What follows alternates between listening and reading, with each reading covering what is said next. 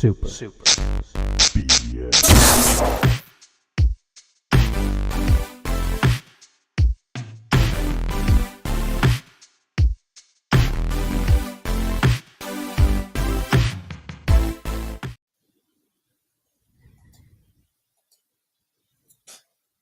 June to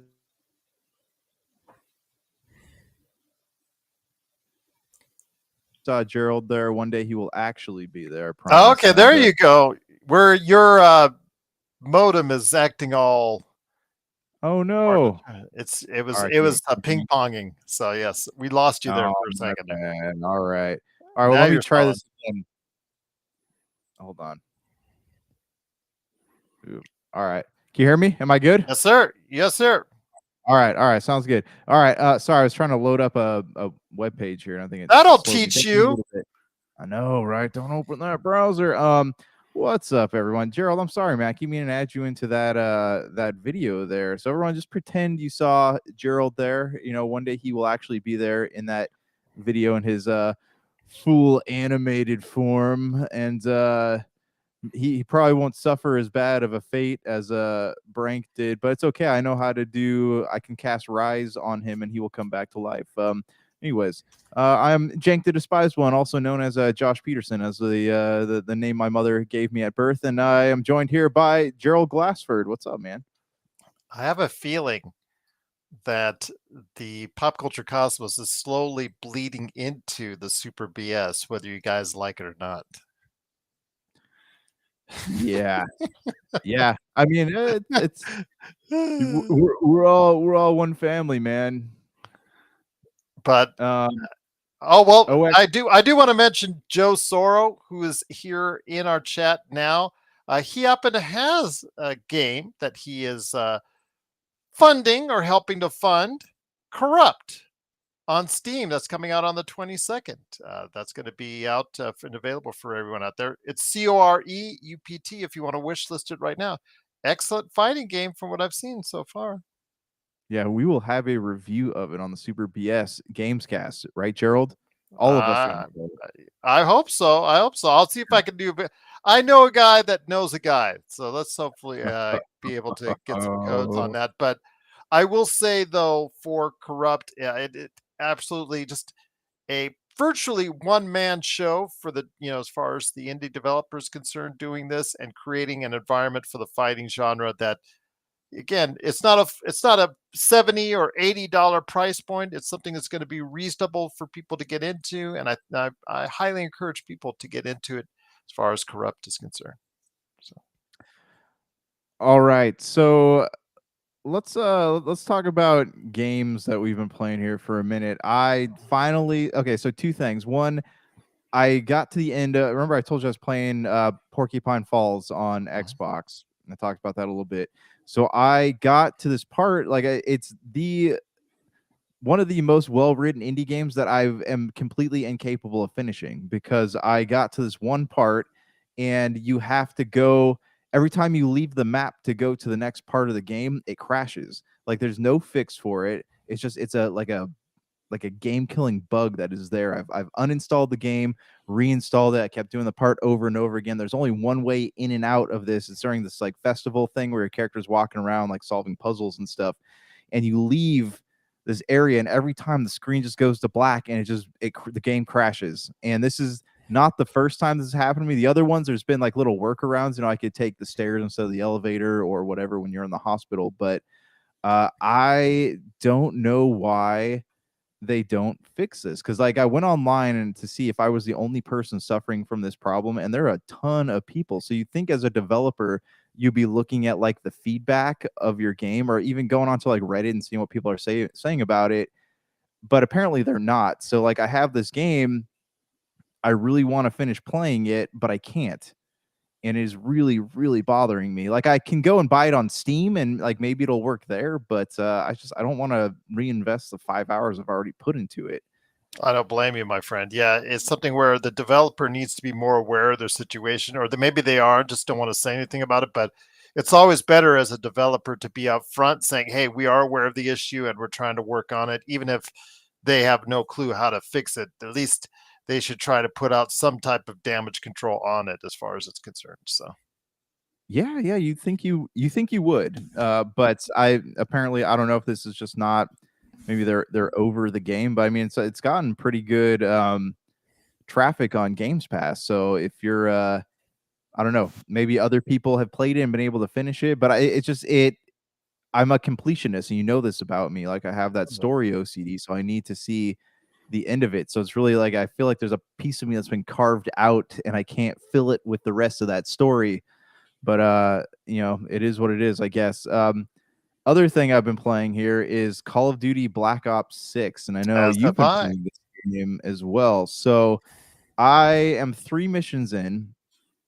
Game looks spectacular. Let me just Yes. say, like, it is truly a beautiful looking game in a like very dark sort of way, you know, and compared to a lot of the other shooters that have been out over the past couple years. Like, you know, it's like shooters have gotten really cartoony Yes. lately, but Call of Duty is this is the first Call of Duty game I play in a while. I'm playing the campaign right now. I haven't jumped into the multiplayer, and I know Brian was saying, what was it last week, that you have to be careful how you're installing the game because you could end up with if you don't check which ones you want to install, you can end up with over 300 gigabytes of Call of Duty games installed. Mm-hmm.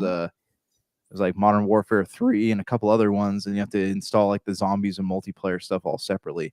Exactly. It'll fill Um, up your hard drive if you don't watch out.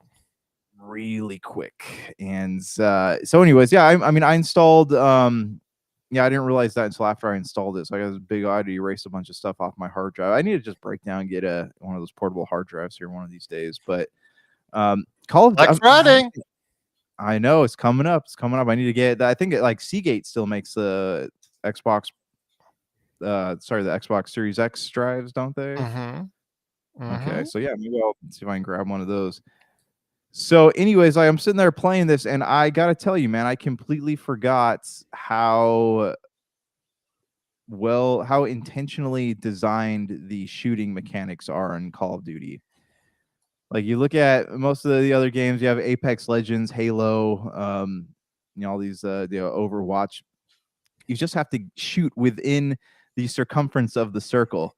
Whereas with Call of Duty, you have to have that red dot directly on the person that you're trying to shoot. Absolutely. I So always look for the scopes that have the red dot because it makes it so much easier for me. yeah, I'm about where you're at. I'm taking the slow route. I'm actually making sure I don't miss any safes because you need to get as much money as you can to build up your base of operations. It is yeah. really helpful if you do so. Does the game remind you a little bit as far as the way it's structured now, the way it looks now, like Borderlands, where all the when you're, I understand you could always pick up any weapon that you could see lying around, but just the way that the prompts, as you're walking by various weapons or various artillery or various things of that nature, the way it showcases itself and just the way the little prompt comes up, you could quickly run by it if you're not interested in it, but at least you get a look of it. It just reminds me more and more of Borderlands, the way it originally came out. It just had that unique design as far as what games or what type of guns you were looking at using as far as the game. Ooh, do I want this? Do I want that? Sometimes I just stop and I choose which one do I like better. Hmm. Well, Hmm. it's less time consuming to have it like that with like the are you talking about like the floating box over the weapon? You kind of read Yeah, but it's a little yeah, bit just about it. pop. It's a pop up. Comes up immediately and then just goes away if you're just as soon as you're away from it. So Yeah.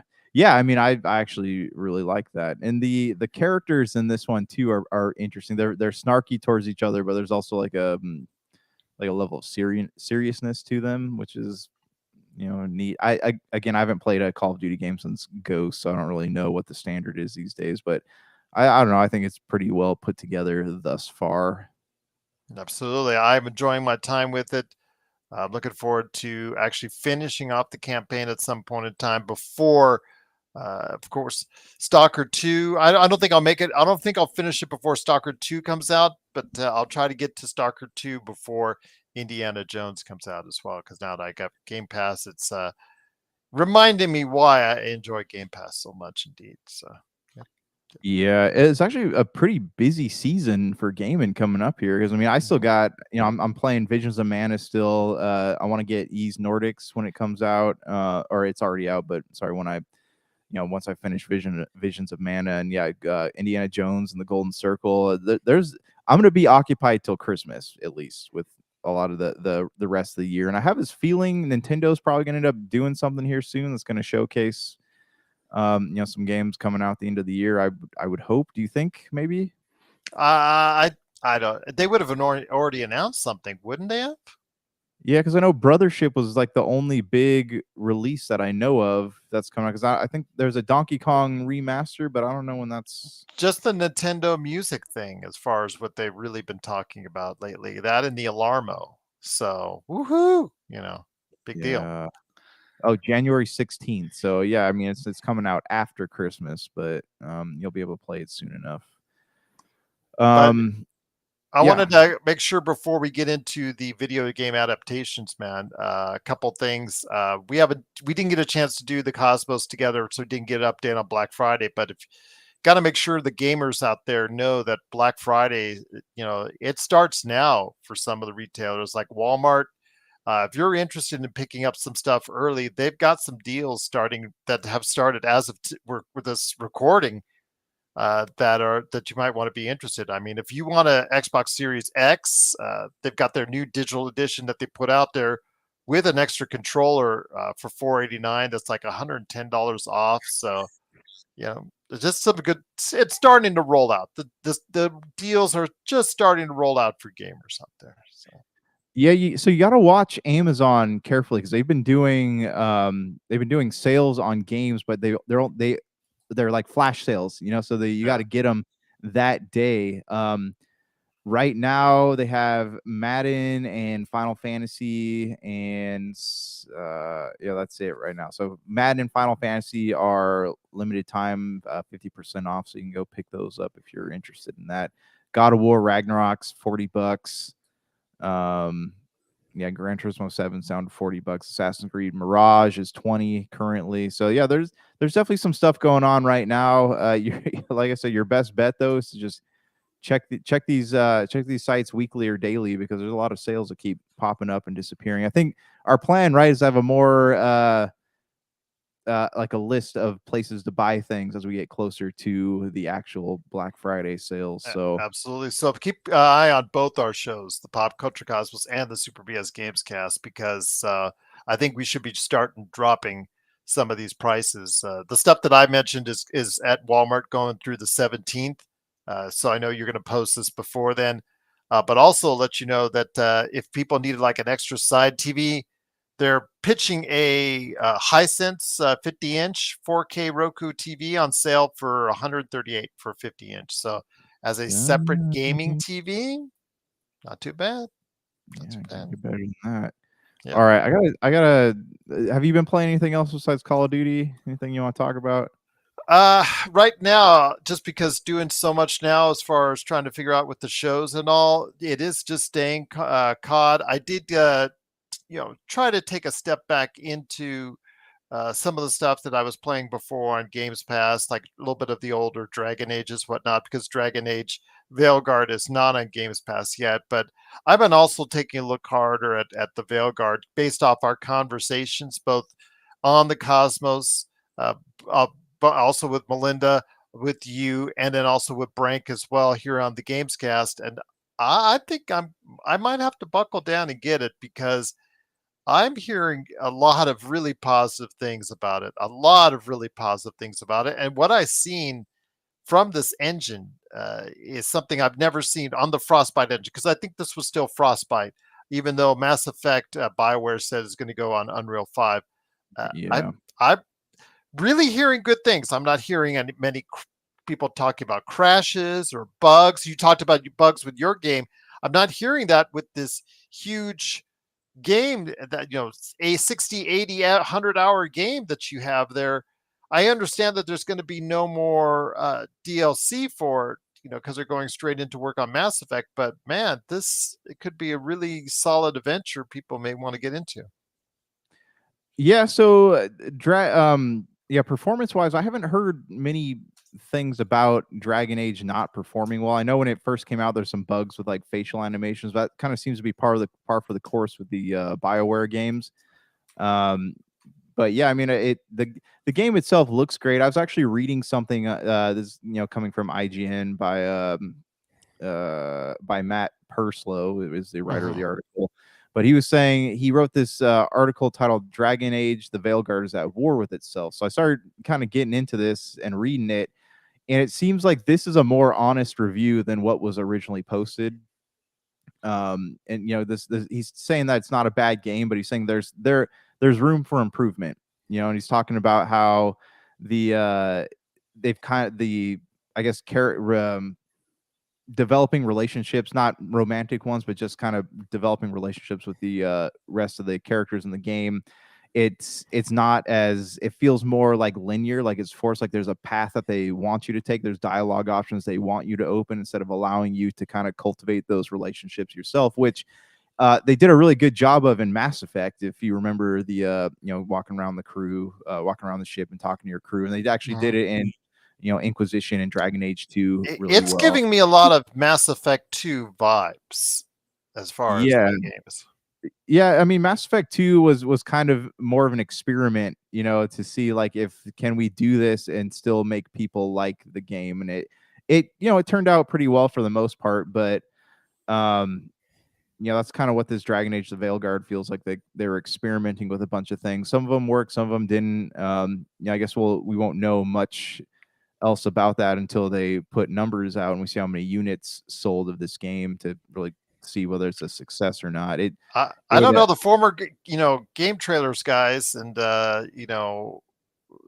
from Sifted, they spoke highly of it, and those guys have been in the business for decades. And I don't know. I've heard other videos, and I've seen other videos. I've heard other reviewers speak very highly of the game. And again, from what I've seen walkthroughs, I've seen video playthroughs. It looks like something I might actually want to get into. I wasn't a big, huge fan of Dragon Age. Someone who played, like I said, bits and pieces of it, but I never really stuck with it like you. I I don't know. It's looking pretty strong in my eyes. I'll just say that. Yeah, well, so this is where I'm at with it. If it goes on sale during Black Friday, I will probably pick it up and try it out and see, because I feel like I can't have a fully fleshed out opinion of this game until I get my hands on it and get in there myself, because I'm just kind of like looking at here, all this hearsay, and on the internet, I'm seeing people like bash each other in the reviews, and a lot of them are, there's a lot of comeback saying actually play the game before you comment. I'm like, there's kind of a good point to that.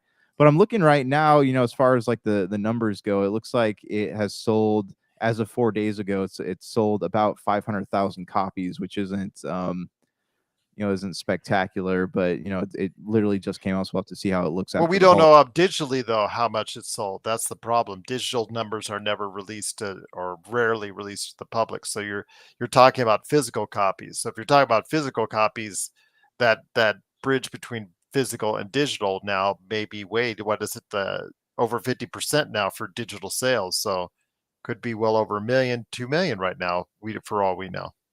Yeah, I mean, it like I said, it's hard to know. It looks like um on launch day on Steam, it sold about 89,000 copies. So I don't know, man. We'll have to see, after January. Hopefully we'll know more about what the numbers look like. But yeah, I mean, I'm not opposed to playing it. It's just something I'd have to uh I don't think I'd pay $70 for it. But if it, like I said, if it happens to go on sale on Black Friday, I'll probably pick up a copy so that I can play it and, in a more official capacity be part of the conversation.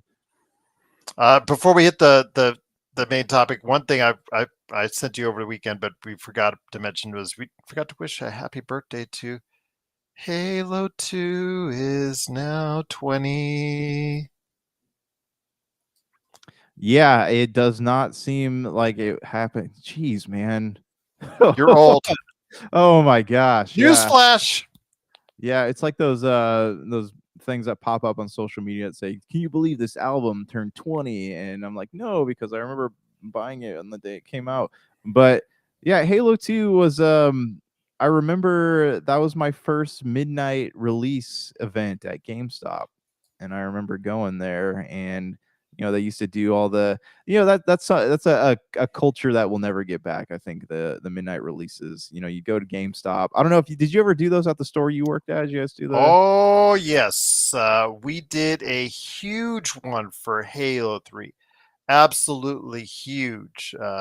The GTA story I tell for GTA 4, that was during the day, so that was as the morning. But yes, for Halo 3, we did a huge party, and that was like well over 200.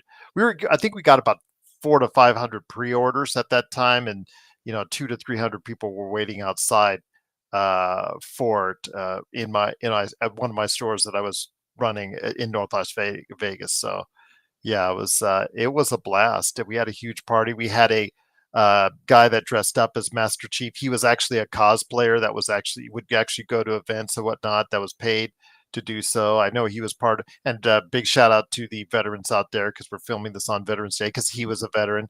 So yeah, it was a great time. But yeah, getting back to Halo 2, that was before I got into video game retail sales, and that was just crazy, because I had an original Xbox, absolutely loved my original Xbox, but yeah, getting Halo 2 and getting into that, getting into Xbox Live, that is for me. I mean, I spent quite a bit of time on Modern Warfare, spent quite a bit of time on Gears of War, but no game did I stay with on the multiplayer for longer than Halo 2. That one I was on every night virtually for close to 3 years.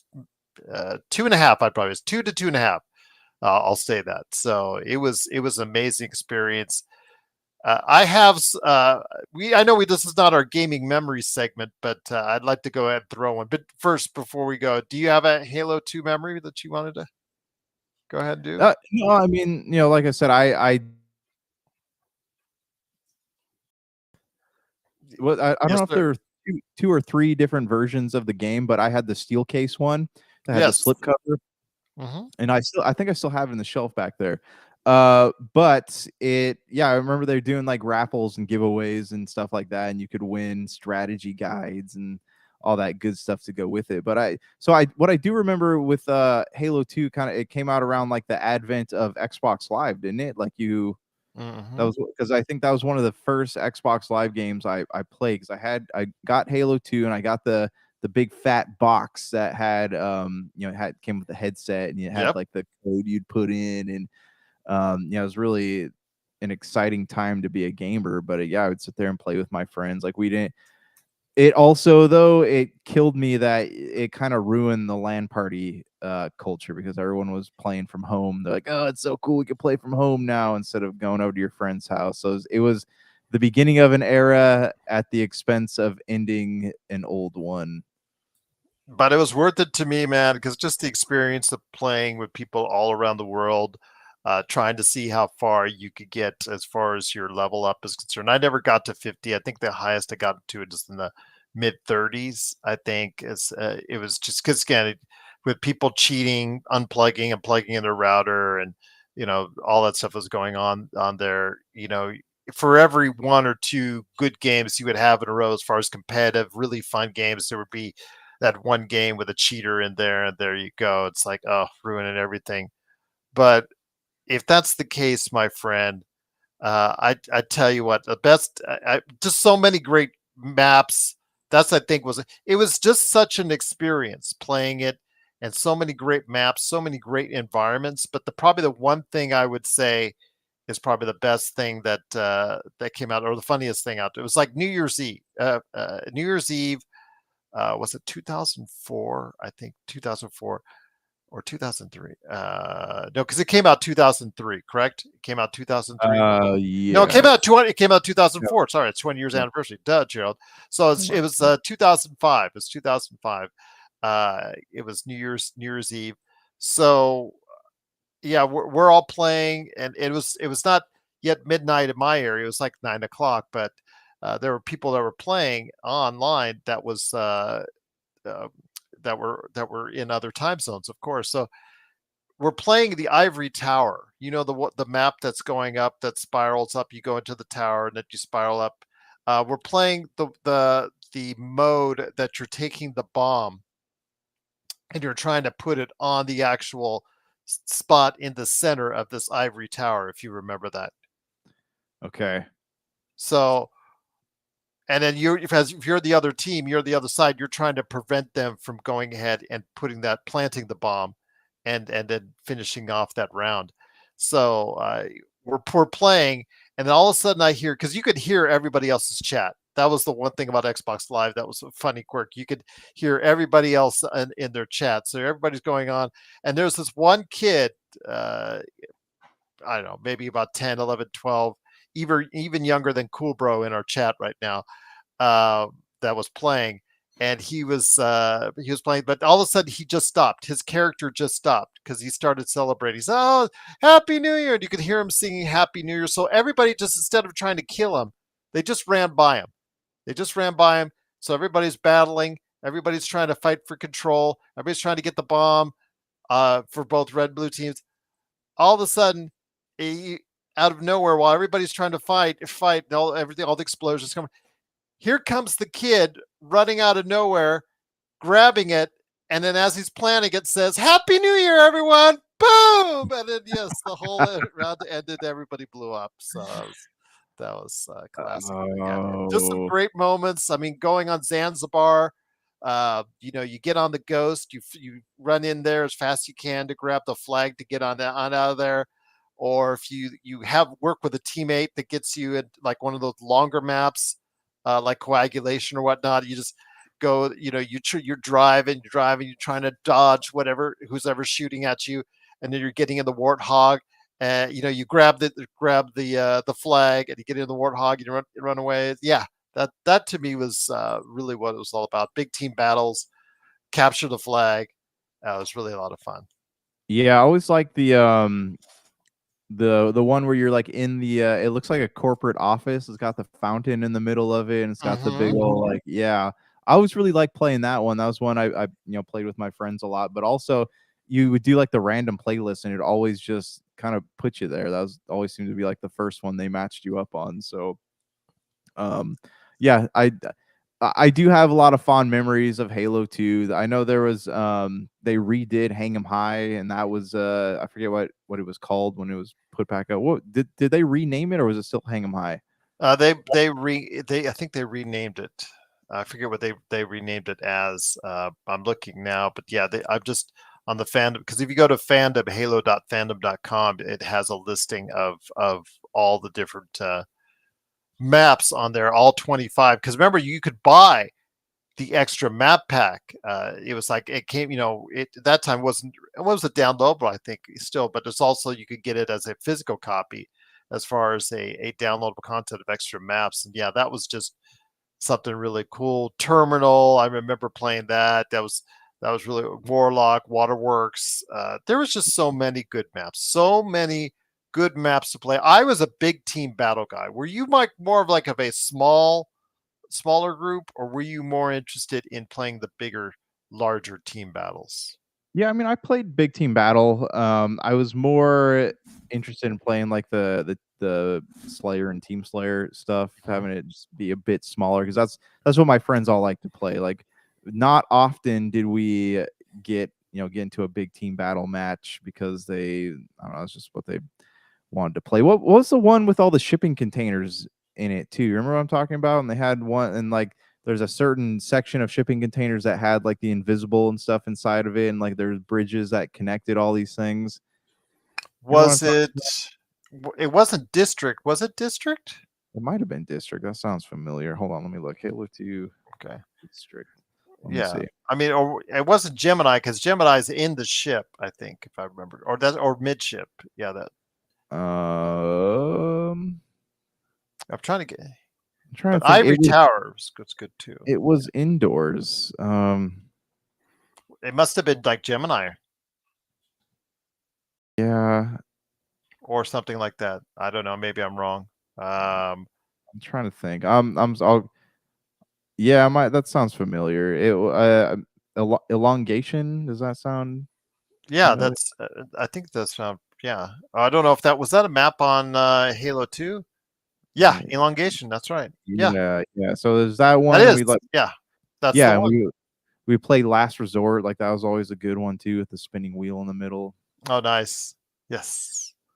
Yeah, I Um, remember playing a lot of all of them, man, at one point in time, depending on various ones. Even if it wasn't a big team battle map, I would still just try it out just to see what it was like. So mhm. yeah, it's really cool. It was just really a lot of fun, and I remember playing it and being hooked. I remember being at work sometimes and uh, just trying to think of ways I could go ahead and uh, get that flag faster, or try to figure out what I could do on my technique to get up another level or something whatnot. It was crazy, man. It was absolutely crazy. Yeah. Yeah, I mean, it was definitely a great game, and it's definitely sticks out to me as being one of the better Halo entries. I wish that they would have had a campaign, online campaign on that. That would have made it the perfect game, hands down. Oh well, I'll tell you what though, we did it. I did a coach co-op, coach couch co-op, if I could say that correctly, couch co-op with my roommate at the time, and he and I were playing along. And this is the only flaw in the game. The only Yeah. flaw in the game is that the game ends suddenly. So we're playing what was then we didn't know at the time the last level, and he's all, "I'm gonna head to the bathroom." So he heads to the bathroom.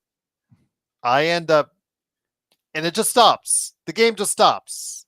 And I'm thinking Yeah. to myself, oh crap, what did I do? And all of a sudden he comes out, "What happened, man?" He said, "I think I just finished the game, man."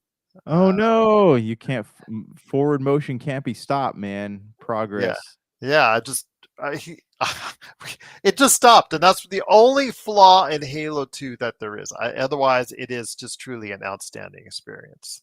Yeah. All right, so let's move on to a little news here. All right. So Palworld is trending again. Oh boy.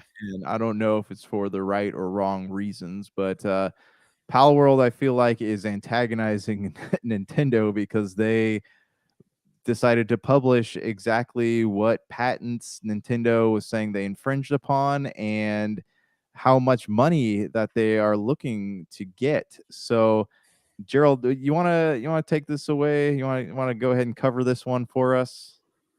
Well, I mean, I didn't see the article. I mean, as far as how I know, they're just trying to find, as far as in the way that in the battle of PR, they're trying to put out Nintendo as this evil entity. And in recent weeks, we have seen what Nintendo has done. Like, what was it? They went after a streamer because he was streaming some Nintendo games, I think 10 straight Nintendo games.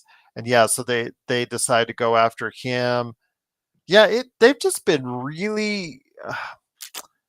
It's not Christmas time, so I can't use the word Grinch, and we want to keep it clean, so I can't use any of the words I really want to add on it to my friend. But it's they've not been really making friends, and they do everything under the guise of just protecting their IPs. And I'm not sure if that's the case. I think they sometimes go overboard, but again, it doesn't seem to matter because people like whatever they dish out anyways. No matter if they who they go after in lawsuits, no matter they who what other non-necessary stuff that they bring out with Nintendo Music and Alarmo. As soon as they announce Switch 2, everybody will go gaga once again. Oh, absolutely. I mean, in terms of like games they put out, people still love them, but it's the same concept with like, Google. I hate Google's a big corporate interest, but yet they still use it when they need to find out like how to But bake cookies or something. You know? it sounds like Palworld, though. Okay, we can't meet you up as far as money, dollar for dollar, on fighting this. So we're going to try to fight you in the court of public opinion and see how it goes from there. Yeah, so here is so the it's funny because the lawsuit is not actually over things that I thought that they would be over. Like I thought it was gonna be about the comparison of the way that the pals look versus the Pokemon. But it's so okay, so there's three patents that they're claiming they infringed upon, and each one Nintendo wants damages of $32,846. That's about 5 millions in per per infringement. And they also want Palworld to be taken down immediately. So that's that's the big thing. I have a feeling that if it were just like wanting them to pay damages, they'd be like, fine, you can have the 60 some thousand or 90 some $1,000. It's not a big deal. But I think it's a big deal now that they're asking them to take the game down. So the first patent involves the throwing the ball, right? Throwing the ball and capturing things. And it is so I mean, I guess like Palworld could fix that by changing it to a square or something, or like an oval maybe. But Mhm. um, yeah. And then the second patent involves like having having actions pop up on the screen while you're battling creatures, which is weird to me because that seems like something that people have been doing for a long time. And then finally, the third one is the most ridiculous of all of them, is just having creatures walking around a map. If I'm reading these patents correctly, so I might be misinterpreting it. So if I am, feel free to correct me. But yeah, it seems like these are really petty things that Nintendo can't copyright because everybody else is doing them. Like it seems like these are things that shouldn't be patented, maybe. Yep, I agree with you. They're I think they're overstepping in this case. I think they're overstepping their bounds. I mean, in some cases, I know with the emulators, that they've gone after as far as that, that's concerned. I get it. I don't like it personally, as someone who has used emulators in the past, as someone who wants to play games that are no longer available out there in the public forum. So again, that's they go after you on that. Yeah, that's I think a little bit of overreach, but I can understand why. But yeah, this is just I think this is just a little petty. This is just a little petty. And again, I would still, if I was them, I would say try to lean on the satire. If wherever the court is they're having this, and if satire is something that is protected under that law of wherever they're having this. Is this based in Japan or is this based in the U.S.? Do you know? Yeah. Uh, Pocket. What's the company that makes this? Well, I don't know where the court is being based, where the case is. It's Japan. Pocket Pair is in Japan. Okay, So okay. so if you get out your iPhone or whatever, you have a Galaxy, right? Or is Yeah, I have that a Galaxy. Yes, I'm one of okay? those. Yes. No, that's fine because I know on Galaxy you actually play like they have full on like Pokemon Game Boy emulators you can download Mhm. straight up that have like Yes. Pokemon Red and Green and Blue and stuff. But with if you go on the Apple app marketplace, there's a ton of like things that are exact knockoffs of Pokemon. So they're just like skinned differently. And it's the same thing now. There's even Palworld knockoffs that look just like Palworld, but they're skinned differently. So I Power World without an O. Power World. yeah, right. I'm sure it's something crazy like that, but I feel like this would not even be happening if Sony did not buy the rights to sell their merchandise. I agree. So Again, this all Nintendo came made its around. own beast, made its own bed, and sometimes you have to lie in it, but they're trying to fight it for all it's worth. So Yeah, but here's the thing though. Like I think that now that Sony has an interest in Palworld, I feel like Sony is probably going to help bring some of their lawyers to the table to fight this thing. So I I don't personally I don't think that Nintendo's going to win this one. okay. And I think if they do, it kind of sets a dangerous precedence for gaming. What is this? What kind of implications will this have on the gaming, on the gaming world moving forward, as far as being able to patent mechanics like that? Like how, and look at the first person shooter. Like, if the person who made the first person shooter patented that, would we have any first person shooter games out there today? Agreed. Very much agreed. So it's kind of ridiculous, and like I'm really hoping it doesn't hold up in court, but Okay. All right, and I agree with you on that 100%. That it should be upheld. But again, we're not in the courtroom, so we can't really know for sure, my friend, on that. Have I got you Yeah. back? Got you back. Okay, looks like I got you back. All right. All right, cool, man. Okay, so let's get into the big talk here. Is something uh we've been talking about for a while, or you've been talking about, especially. They announced on N7. Okay, first of all, let's talk about that N7 post for a minute. You know the one I'm talking about? Well, first of all, you have to pick up your ear because I have talked your ear off over the years on a Mass Effect TV show or movie. So you might have to find your ear somewhere on the floor because all the years I've, just whined and moaned and Ye- groaned about it. So yes, you have, and your dream has come true. I want to get to that in just a second.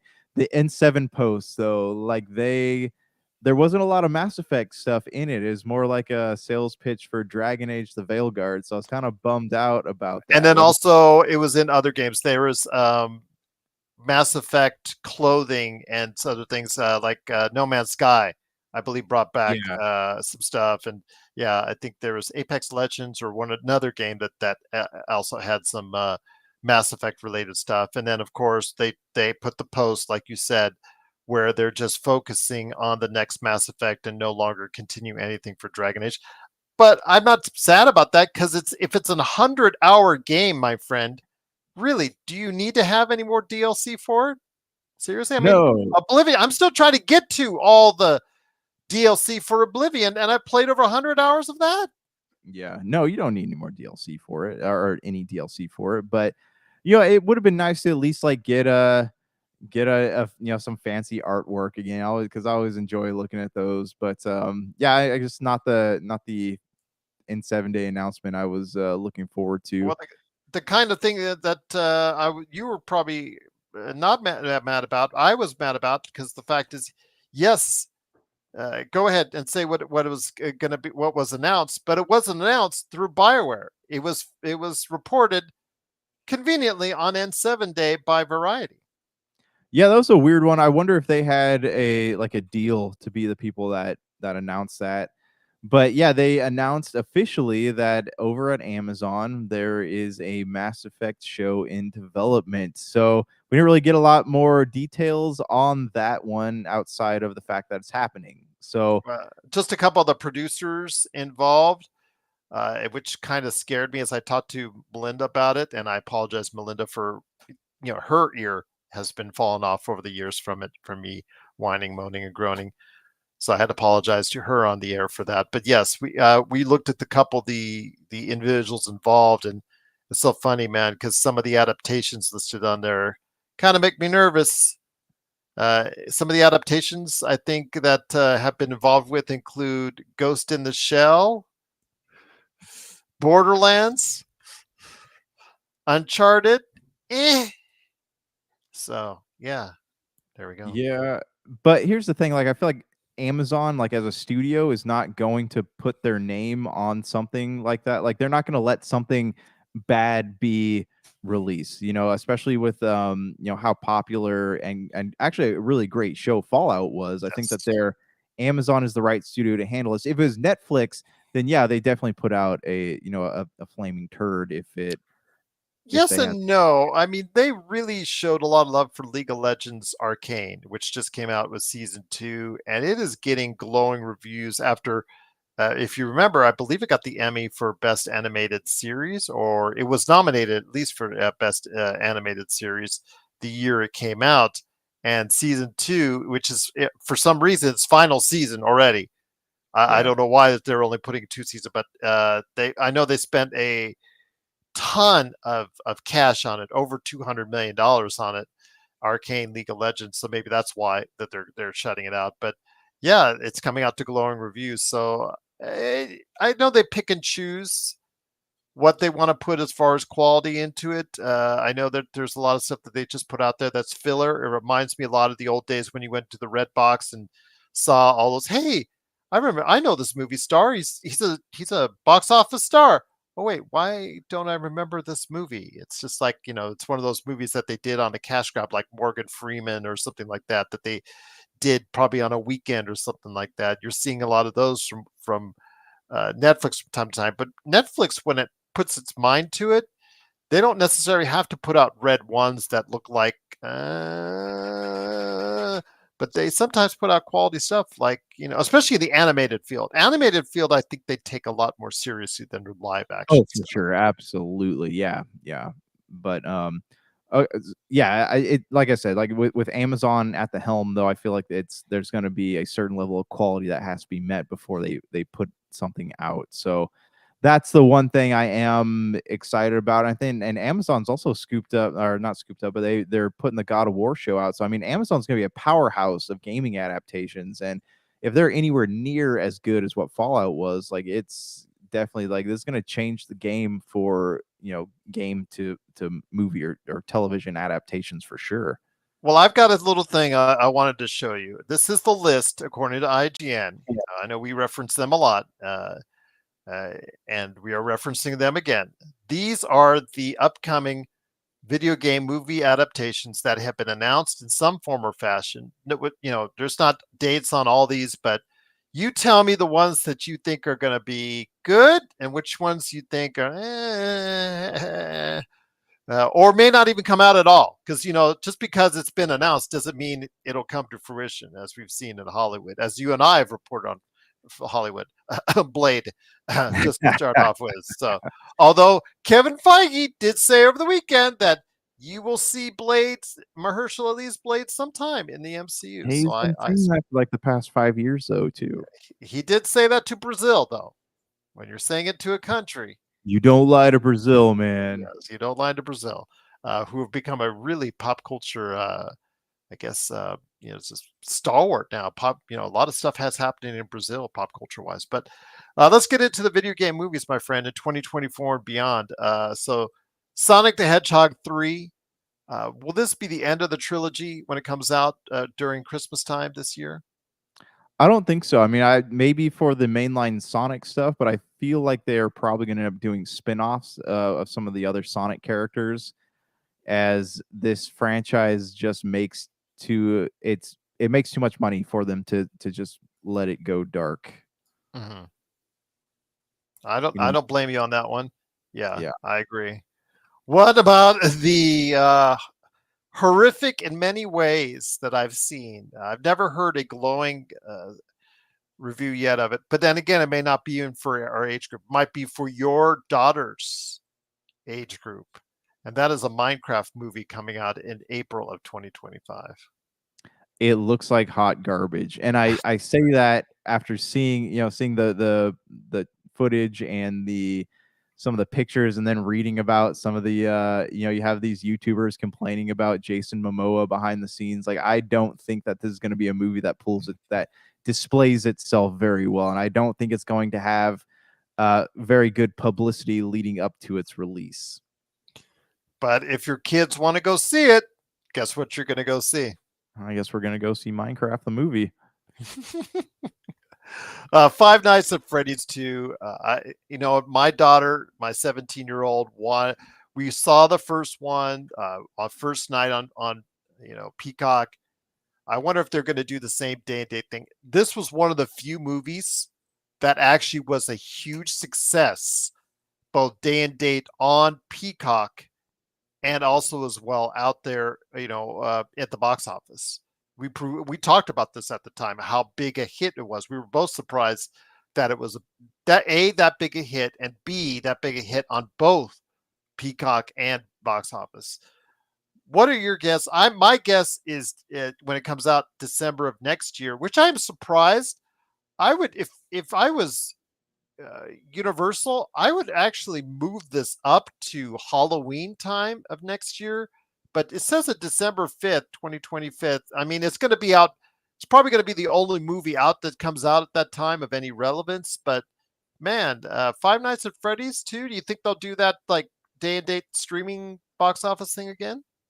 I don't think so. I think they'll probably stick to a theatrical release for this. I'm sure it'll come out on streaming, a couple months later, but seeing the success of the first one goes to show you, like, any property that has a cult following, the rules are like the general rules of like streaming versus theatrical, they don't apply because you cannot predict what's going to happen. Especially like Five Nights at Freddy's, a very like niche has a very niche community, and yeah, so it makes sense to me that the streaming and theater would still be, both of them would be very powerful when that movie came out. And actually, like, I didn't hate watching Five Nights at Freddy's. I know we I think we talked about it briefly. It wasn't, in my opinion, it was like a 7 out of 10 maybe, but it was enough to make me want to go watch a second one, I guess. For my daughter, you know what? Again, I wanted this for my daughter because she loves the lore of Five Nights at Freddy's, so she enjoyed it. I thought it was hot garbage. I think if you're thinking Minecraft movie was hot garbage, I know Five Nights at Freddy's for me was hot garbage. But if she wants to see it again and she needs a buddy to go see it with, I'll see it with her because I've already know what's going on. So Yeah. I'll leave it at that. Before we get to the Nintendo stuff, Street Fighter. I I don't know, man. I there loved it's so corny, but Raul Julia was so good in that movie, so over the top. Man, it's going to be tough to. I don't know. It's tough to justify Street Fighter as a good movie if you're watching it on a critical level, but it's like one of those bad movies you really enjoy when you talk about Street Fighter. So I don't know. Redoing Street Fighter, bringing out in March of 2026. As of now, I guess so. I guess so, just because it is. Yeah. yeah.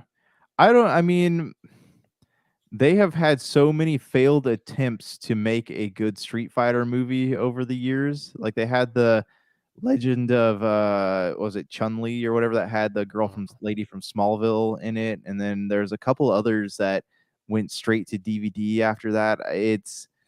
They're trying to do what Mortal Kombat did, and I just don't. I like the one from the late '80s, early '90s that had Jean-Claude Van Damme. Like, that one was, That's what Raul Julia. Yeah. yeah, that one has a very like special place in my heart. But it I just don't see this going well. I think it already has too much of a like too many attempts, too many misfires to really get people interested in I don't know, a modern adaptation of it. So let's get into the Nintendo ones. Super Mario Brothers Movie 2 coming out April 3rd, right now, 2026, and The Legend of Zelda. I mean, we talked about Nintendo. Nintendo, they may be losing out in the public forum right now, but again, all they have to do is announce a Switch 2 and everybody loves them all over again, and B, Super Mario Brothers Movie 2 or The Legend of Zelda has to come out and everybody loves Nintendo all over again. Not only did Super Mario Brothers movie make a ton of money at the box office, it was on the charts on Netflix forever. I don't see anything less than that. Doesn't matter if the story is good or not. I think people will see it in mass. I think both these two movies are big hits whenever they decide to come out. Yeah, I agree. I mean, Super Mario Bros. 2 movie is it's a no brainer. People like there are kids who have watched it over and over and over again that I've talked to when I'm coaching esports at the school. They talk about it, and it's definitely going to do well in whatever form it's released in. Now we come to some PlayStation ones. The Ghost of Tsushima. I think whenever that comes out, I think that can be something. I think that if done right, I think can be a pretty good watch. Until Dawn, as we saw from the remake, that didn't sell well at all, and I think a lot of people frowned on it. I think unless they make it a low budget horror, I don't know if they'll actually come out with Until Dawn. I think it's one of those that's going to get into production hell. There's another PlayStation property I think that's also probably going to go into production hell here soon as well. But your thoughts on Ghost of Tsushima and Until Dawn? Ghost of Tsushima, I think, is going to be good. I would rather see it in a stream, like a extended episode form, because there's a lot of story there to shove into like a 2-hour movie. And I think that's one of the things that Uncharted really suffered from. The runtime didn't really give them enough time to tell a good story, so it all felt kind of rushed. But yeah, Ghost of Tsushima is definitely something that will benefit from an extended amount of time to tell the story. So I mean, I'm gonna go see it regardless because I'm a huge fan of the game. Until Dawn, I don't see anything really happening with that. Same thing with like The Sims. We're looking at that one. I don't see that one being anything of interest to people because the whole point of The Sims is being able to tell your own story. So I don't know where they would end up going with something like that. Gears of War is one that we had talked about.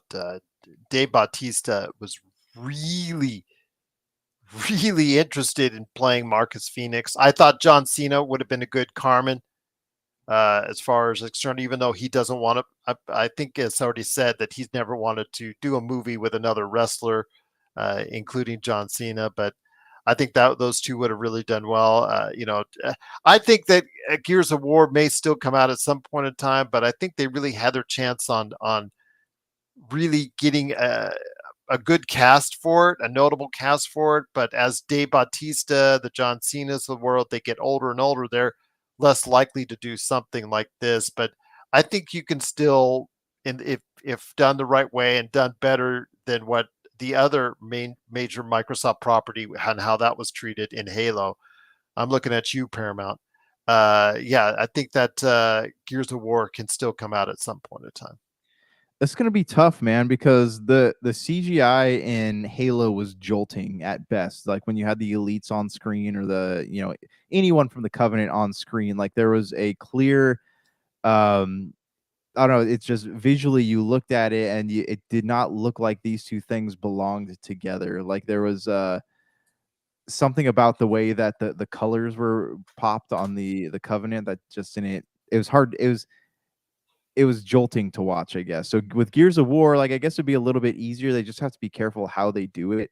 I would love to see Sam Worthington play Marcus Phoenix, so that would be really cool. He's got the same Oh, come on! yeah, damn ammo, but he's got the same like facial structure as Marcus, so that he's the only person I can see playing Marcus. But I yeah, I thought it don't would know. have been Bautista for me. I would have gone Bautista.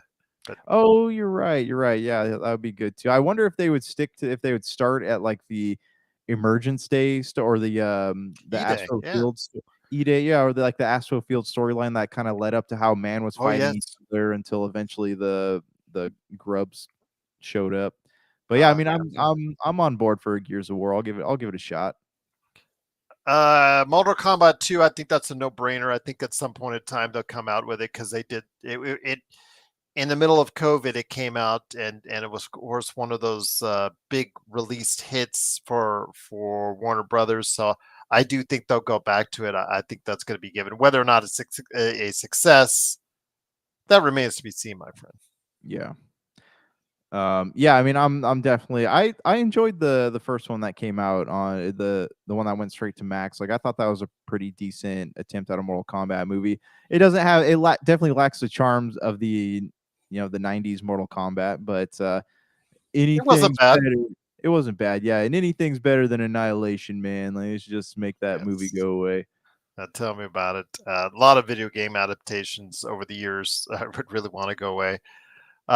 Silent Hill, I don't know. I mean, if they treat it as a low budget horror flick, I could see that happening. But I think that otherwise, that may be in development hell for a while. But yeah, they'd have to treat like Until Dawn. If they make those two on a budget under 20 million or so, then I think they can get proper returns on both those movies. Yeah. Okay, well, what about Death Stranding? Where do you Oh, stand? Oh, sorry. Yeah, no, Silent yeah, Hill. no, So no. I would Go Okay, ahead. well let me talk about Silent Hill for a minute. Like I did not hate the original adaptations, one with Kit Harington and the one with Sean Bean. Like I enjoyed those.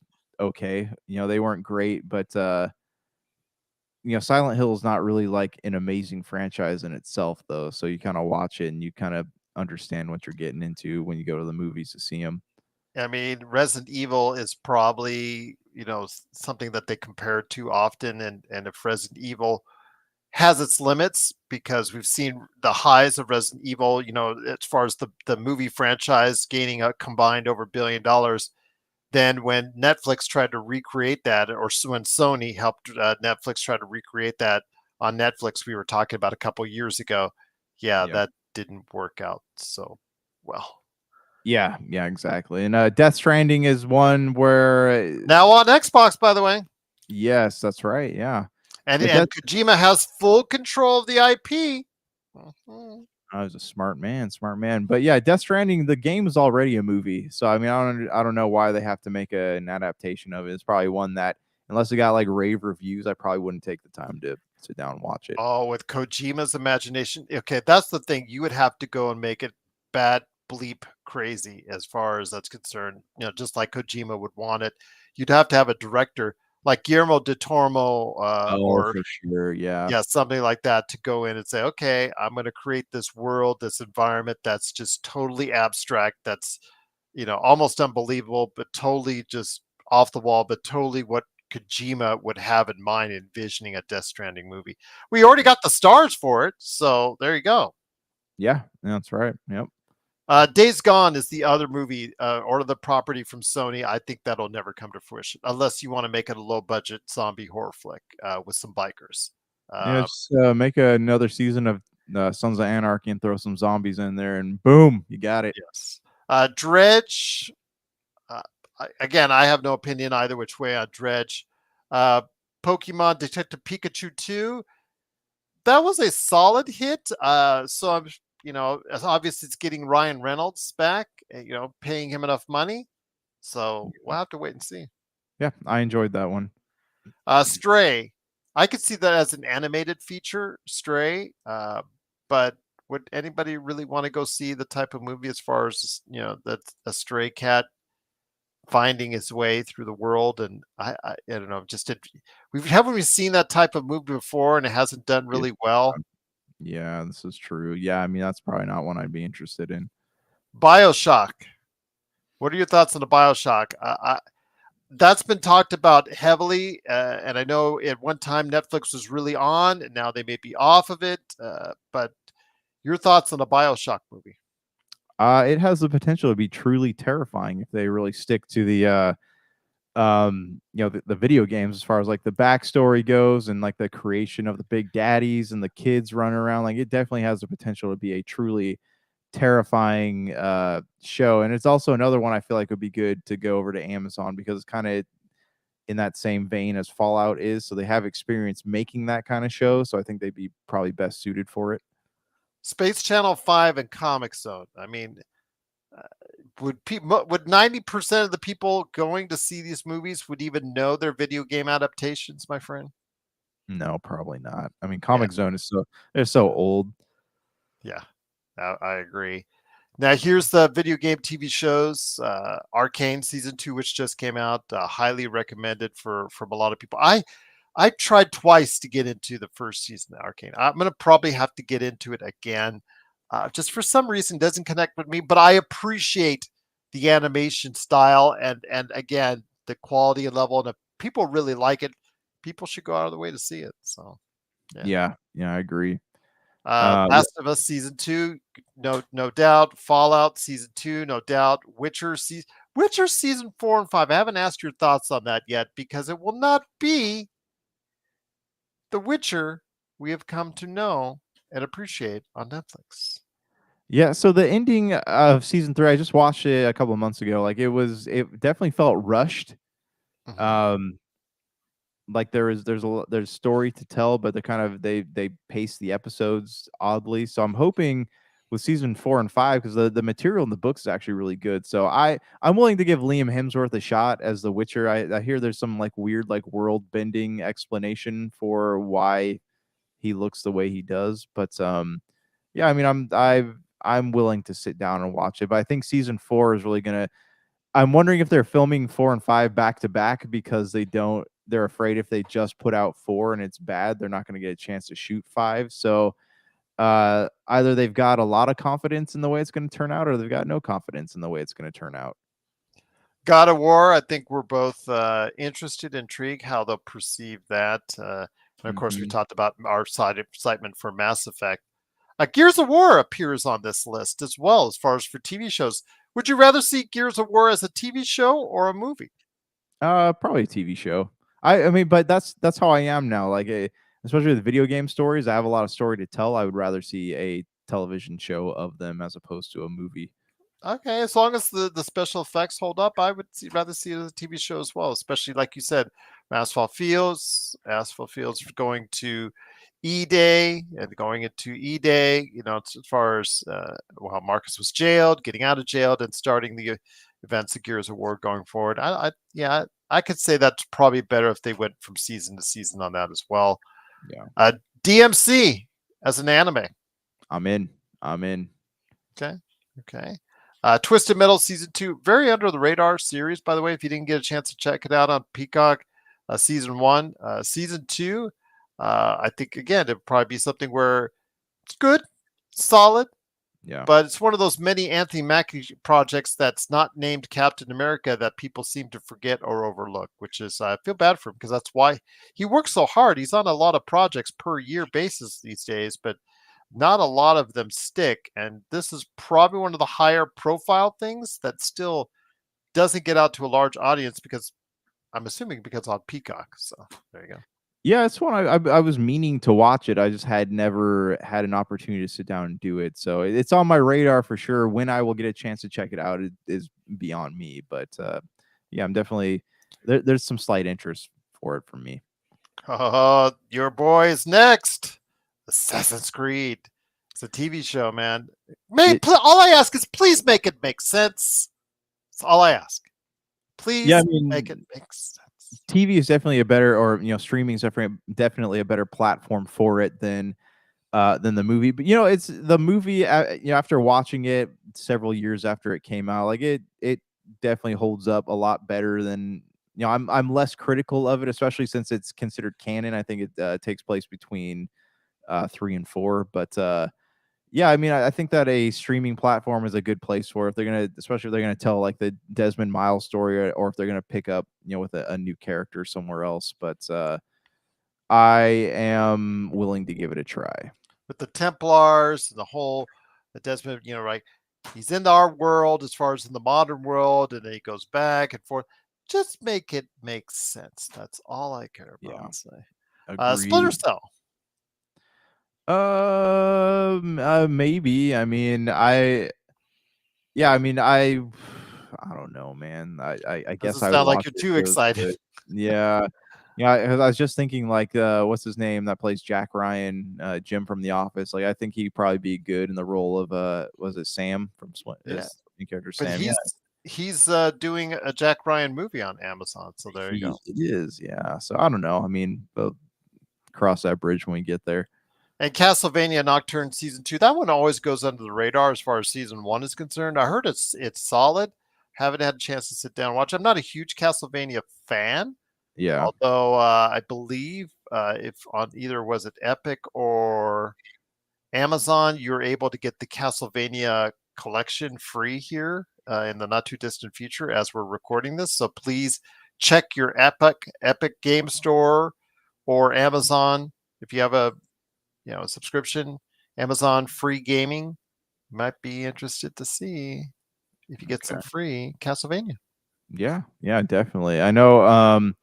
The seasons are always really short. I think Addy Shanker that makes them like that's just the way he tells the stories in a really, very short form. But yeah, I mean, I enjoyed the original Castlevania show on Netflix, so I'm willing to sit down and watch another season of Nocturne for sure.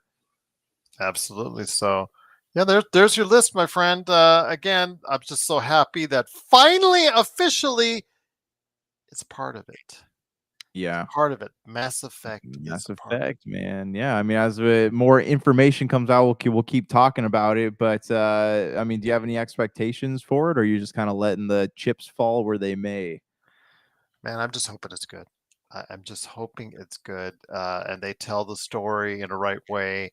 I am very suspicious. Again, a couple of the producers involved, they don't have even though they have a track record with Marvel projects and other well-known projects, they do when they've dipped over their toes in the water in video game adaptations, it's not been good. So I have my concerns, my friend. but it's being made, so I guess beggars can't be choosers by this point. Yeah, definitely. But hey, it like you said, it's happening. We'll see how it happens, when it happens, where it happens. But we can't complain, man. It's a dream come true. Oh, yeah. So Epic Store. So when are you putting this out, man? What day do you think? On I try to shoot for Wednesdays usually for All right. episodes. Well, that'll come in time because if it's on the 14th of November, people listening to this, Epic Game Store is offering Castlevania Anniversary Collection for free, which includes 8 classic games. Oh, there we go. Oh. Nice. So there you go. That's what I was trying to get for you guys. Yeah, that'll be only available for a week from 14th to 21st. So there you go. Don't Yeah, say I didn't do anything for you out there, Super BS Gamescast fans. that's right. Gerald's the gift that keeps on giving to everybody. Yes, absolutely. All right, man. You got any closing thoughts? I think we did a pretty solid run here. I mean, the walk down memory lane for Halo 2. Do you want to see like? Okay, I know people are talking about Halo as far as being remade, or and Halo 2 being remade. I would just want to say, if I was walking to Microsoft now and say, okay, I want you to remake Oblivion, but I just want you to remake the entire Halo collection, the Master Chief collection, do it all, remake it all, put it all available on 4K, running 120 frames per second, blah, blah, blah, blah, blah. Just make them all good. Put them all out. The ODSTs, the Halo Reaches, everything out. Make it all. Put a nice shiny new coat on all of them, not just one or two. And if you want to put it on PlayStation at this point in time, I'm not going to argue with you anymore. Just go ahead and do it. But yes, if it brings, don't just do one in a fancy new coat. Do it all. Because the way that the Master Chief collection, it came out with so many problems. And I have the Master Chief collection. It came out with so many problems, it kind of deterred me from staying with it. Make it nice this time. Really make it nice this time. Make it right and put it out there and show people why that Halo isn't a disaster after all. There is still, I think, life left in the IP for Halo.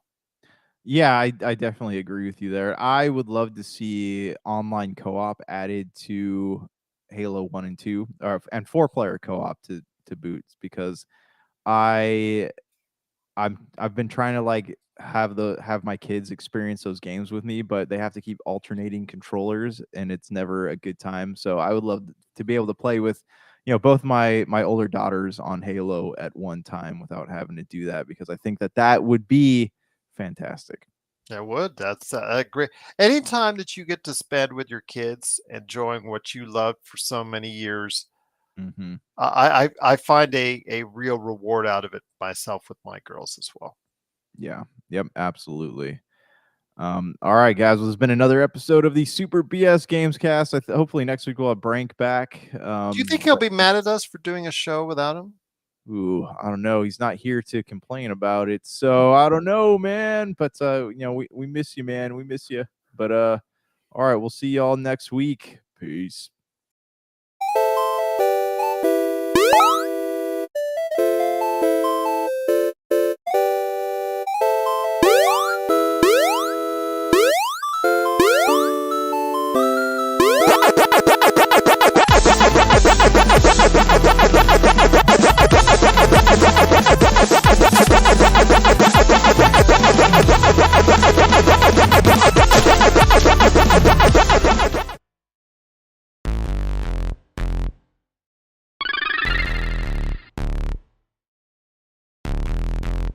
Super BS.